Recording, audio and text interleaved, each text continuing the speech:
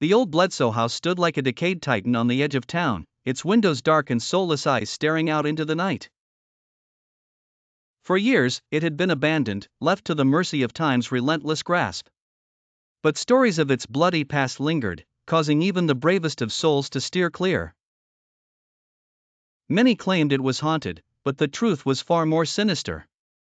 Carmen was a skeptic who didn't believe in ghosts. She was determined to debunk the legends that surrounded the Bledsoe house. Armed with a flashlight, a camera, and a cynical mind, she ventured inside one stormy night.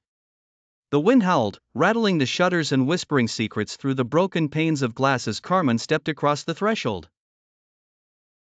Each creak of the floorboards sounded like gunshots in the oppressive silence.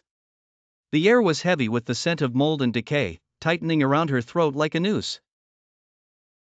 A sudden chill ran down her spine as she approached the grand staircase. She paused, casting the beam of her flashlight up the steps. It flickered, and for a breathless moment, she swore she saw a shadow dart across the landing above. Shaking her head, she blamed it on her frayed nerves and continued her exploration. Each room she entered seemed to tell a tale of sorrow and despair, broken furniture, faded photographs, and eerie silence.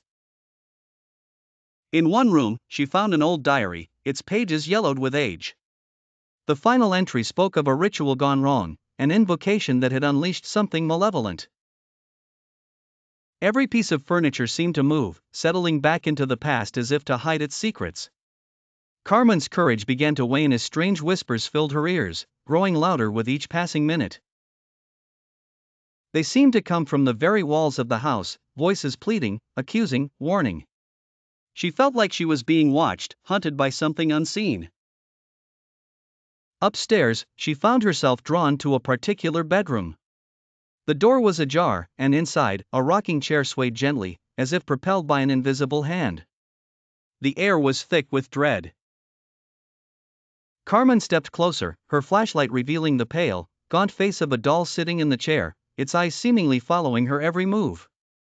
She felt a sudden urge to flee but found her feet rooted to the spot. The shadows danced on the walls, taunting her, mocking her disbelief. The whispers grew into a deafening roar as the air turned icy. The doll's eyes glinted with a malevolent intelligence, and Carmen realized, too late, that she had become part of the house's sinister weave. Suddenly, the door slammed shut behind her. The flashlight flickered and died, plunging her into darkness. She fumbled for the door, but it would not budge. Panic set in as she heard footsteps approaching, slow and deliberate. A cold hand brushed her cheek, and she screamed, her voice swallowed by the oppressive darkness.